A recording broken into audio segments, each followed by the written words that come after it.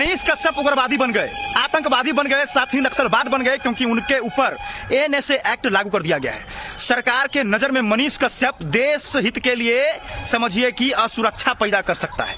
मनीष कश्यप पर NSA act लगा है, जिसे हम नेशनल सिक्योरिटी एक्ट भी कह सकते हैं। ये एक्ट क्यों लगता है, किस लिए लगता है, आपको हम बता दें। देखिए, देश के बड़े बड़े बाहुबली डॉन अनंत सिंह के ऊपर एनएसए लगा, शहाबुद्दीन के ऊपर एनएसए लगा, यानी जितने बड़े बड़े क्रिमिनल थे उनके ऊपर एनएसए लगा। तो शायद मनीष कश्यप भी बहुत बड़े बाहुबली और क्रिमिनल हो गए हैं, तभी तो उनके ऊपर एनएसए लगाया गया है। एनएसए कब लगाया जाता है? जब सरकार को ऐसा लगता है कि ये व्यक्ति देश हित के लिए खतरा है, देश में असुरक्षा पैदा कर सकता है, तब उस व्यक्ति के ऊपर जो है एनएसए लगाया जाता है। अब समझ लीजिए कि मनीष कश्यप को कम से कम भी मतलब सलाखों के पीछे रहना पड़ेगा, तो 3 महीना फिक्स है। इसकी अवधि बढ़ाई भी जाती है, यानी एनएसए लगने के बाद हो सकता है 12 महीने तक बिना जमानत के आपको जो है वो सलाखों के पीछे रखा जाएगा।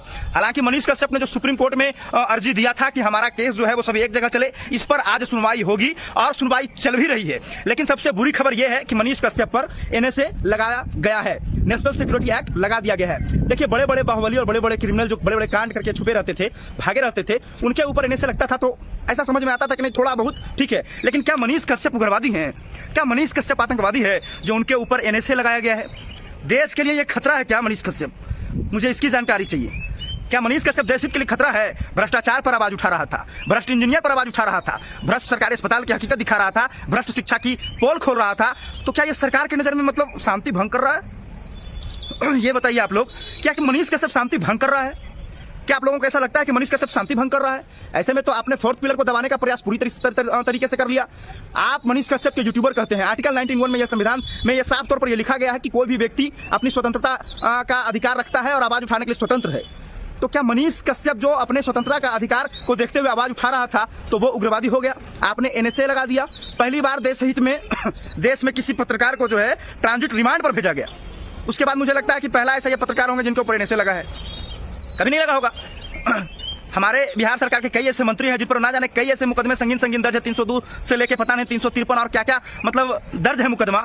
उसके बावजूद उन लोगों के ऊपर एनएसए नहीं लगता है, लेकिन मनीष कश्यप के ऊपर एनएसए लगा दिया गया है। चलिए, राज्य सरकार जहां तक हो सके मनमानी कर ले, और मैं कोर्ट को तो मैं मानता ही हूं, आज भी मानूंगा, चाहे जो भी हो, मैं इस बात को स्वीकार करता हूं।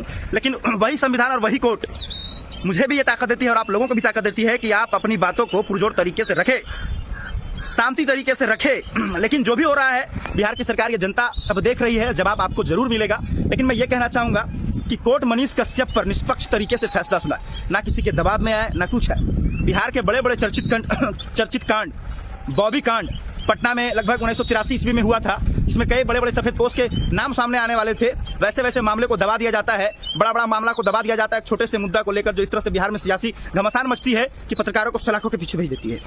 आप बात कीजिए, बिहार में ऐसा बॉबी कांड हुआ था 1983 में, ना जाने कई सफेद पोस्ट ऐसे जिनके नाम सामने आते, वो सब केस दबा दिया गया। यहाँ तक कि सीबीआई के हाथ में केस गई, सीबीआई भी उस केस को दबाया, बड़े बड़े चैनलों में और अखबारों में ये खबर छपी थी, उसके बावजूद आज तक कुछ नहीं हुआ। लेकिन पत्रकारों के ऊपर लगातार कार्रवाई बिहार सरकार कर रही है। और चलिए, जो है हम लोग भी स्वीकार करते हैं, जो मर्जी है वो कीजिए। और बाकी कहा यही गया है कि समस्या देने वाला कितना भी बड़ा आदमी क्यों ना हो, आपका एक बाल तक नहीं उखड़ेगा जब तक ऊपर वाले ना चाहें। बस उसी बात पे हम टिके हुए हैं और टिके हुए रहेंगे। धन्यवाद।